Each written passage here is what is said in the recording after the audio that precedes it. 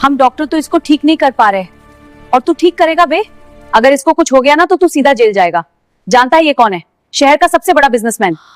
धनगढ़ की पुरानी factory colony के पीछे, जहां दिन में धुएं और रात में सन्नाटे का राज रहता था, वहीं एक कच्ची बस्ती सांस लेती थी। टिन की छतों और मिट्टी की दीवारों के बीच बसी एक ऐसी दुनिया जिसे शहर अक्सर भूल जाना चाहता था। उसी बस्ती के सबसे आखिरी कोने में एक टूटी फूटी झोपड़ी थी, जिसकी दीवारों में दरारें थीं और छत से बारिश का पानी टपकता था। और उसी झोपड़ी में रहता था आरव। उम्र सिर्फ 19 साल, लेकिन उसकी आंखों में मासूमियत नहीं बल्कि जिंदगी की थकान और जिम्मेदारियों की परछाइयां थीं, जैसे किसी ने बचपन को जबरदस्ती छीन लिया हो। शहर के लोग उसे उसके नाम से नहीं पहचानते थे, उनके लिए वो बस एक पहचान था। वो देखो, कचरा उठाने वाला लड़का। सुबह होते ही आरव का कंधा एक फटे हुए बोरे के बोझ से झुक जाता था, और उसी बोरे के साथ उसकी पूरी दुनिया बंधी हुई थी। उसी में उसकी माँ की दवाइयाँ, घर का चूल्हा और अगले दिन की उम्मीद छुपी रहती थी। जब वो गलियों से गुजरता तो लोग नाक सिकोड़ते, नजरें फेर लेते, लेकिन किसी को अंदाजा नहीं था कि उसी बोरे के पीछे एक ऐसी कहानी छुपी है जो आने वाले दिनों में पूरे धनगढ़ शहर की सोच हिला देने वाली थी। और ये सब तब शुरू हुआ जब एक शाम मोहन ने वो देखा जो उसे कभी नहीं देखना चाहिए था। आरव हर दिन सुबह ठीक 5 बजे उठता था, लेकिन उसे जगाने के लिए किसी घड़ी की जरूरत नहीं पड़ती थी। माँ की लगातार चलती खांसी ही उसकी असली अलार्म थी, जो अंधेरे कमरे में गूंजकर उसे नींद से खींच लाती थी। दवाइयाँ हमेशा अधूरी रहती थी।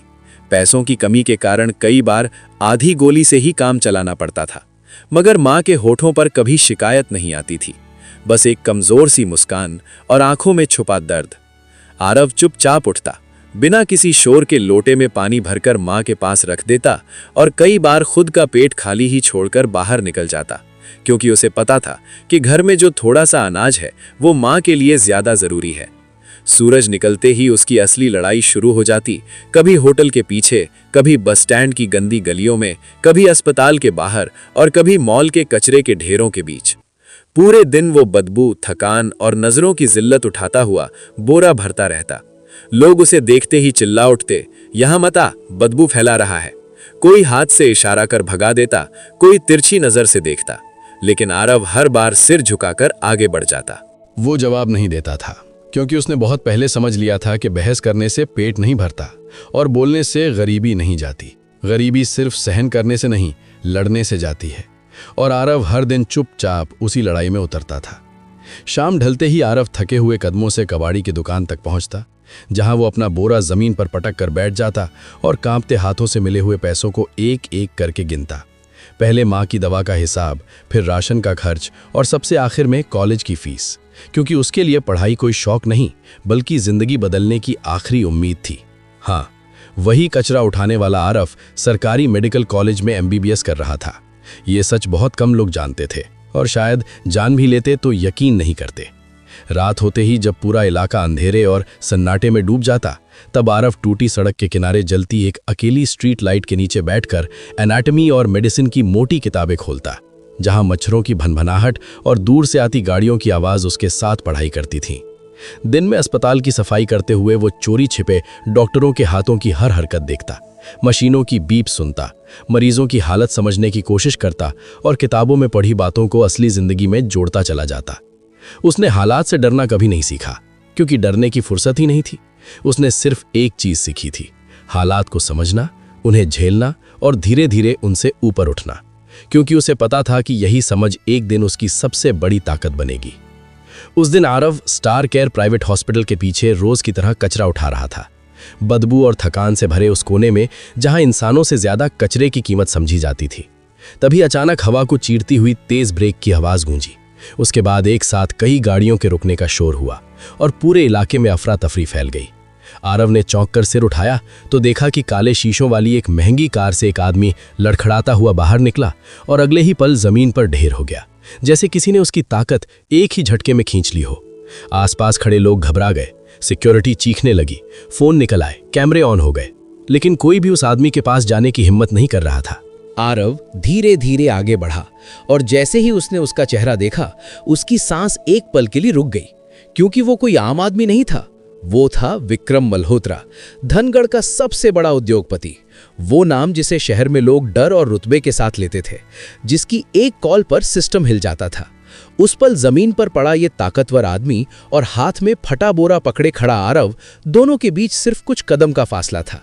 लेकिन किस्मत ने जैसे दो बिल्कुल अलग दुनिया को आमने सामने ला खड़ा किया था, और आरव को अभी अंदाजा भी नहीं था कि अगले कुछ मिनट उसकी पूरी जिंदगी की दिशा बदलने वाले हैं।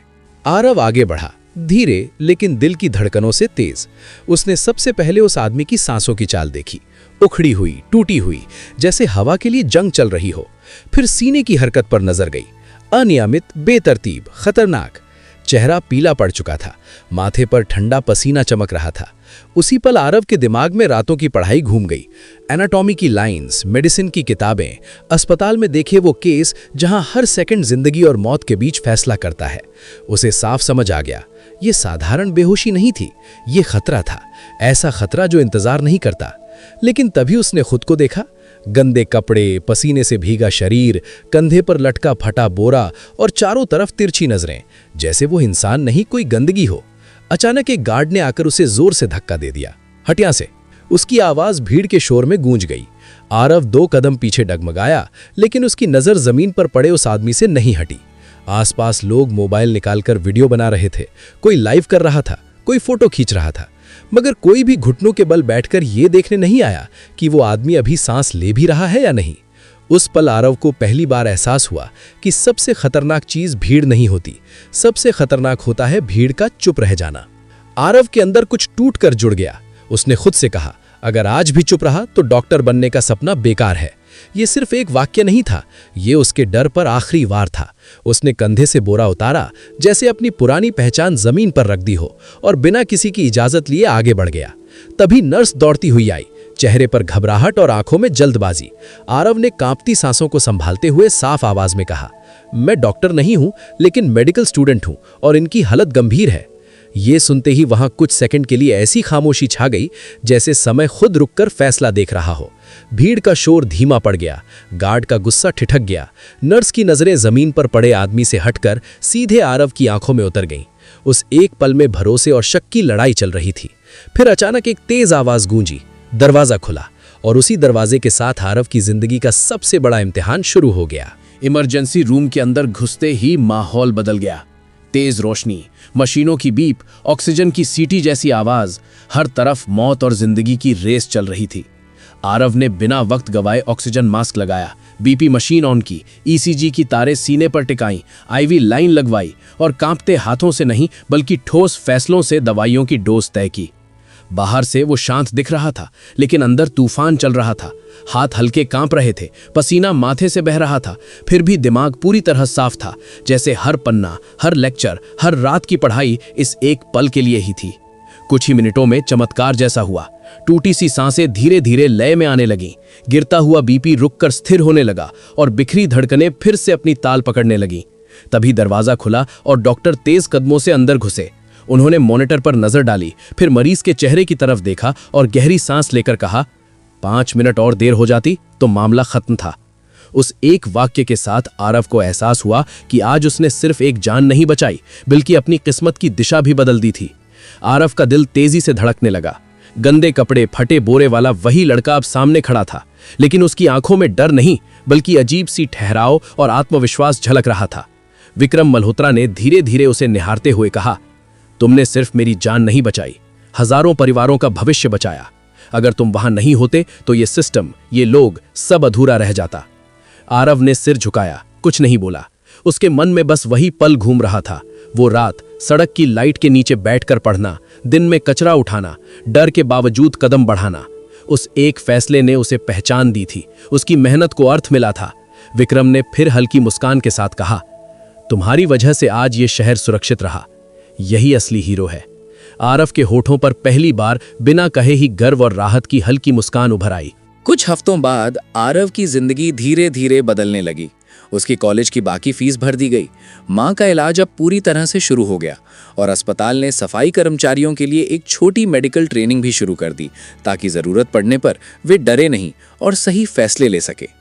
आरव अब भी दिन में मेहनत करता है, लेकिन अब मजबूरी के कारण नहीं, बल्कि अपने सपनों और सीखने की चाहत से। उसने कभी अपने पुराने फटे बोरे और गंदे कपड़ों से शर्म नहीं महसूस की, क्योंकि उसने खुद साबित कर दिया था कि इंसान की असली पहचान उसके कपड़ों या हालात से नहीं, बल्कि उसकी हिम्मत, साहस और सही समय पर लिए गए फैसलों से होती है। उसका हर कदम अब एक कहानी बन चुका था। कहानी उस लड़के की जिसने डर को पीछे छोड़कर जिंदगी बचाई और अपने हौसले से अपने और दूसरों के भविष्य को बदल दिया। कभी कभी सबसे बड़ा बदलाव किसी ऊंची कुर्सी या बड़े पद से नहीं आता, बल्कि सही समय पर लिए गए एक छोटे, साहसी और सही फैसले से जन्म लेता है। वही पल जो हिम्मत और समझ के साथ चुना जाता है, किसी की पूरी जिंदगी बदल देता है। जैसे आरव ने 1 मिनट में अपनी और हजारों परिवारों की तकदीर बदल दी। छोटे कदम जब सही दिशा में हो, वही असली क्रांति लाते हैं।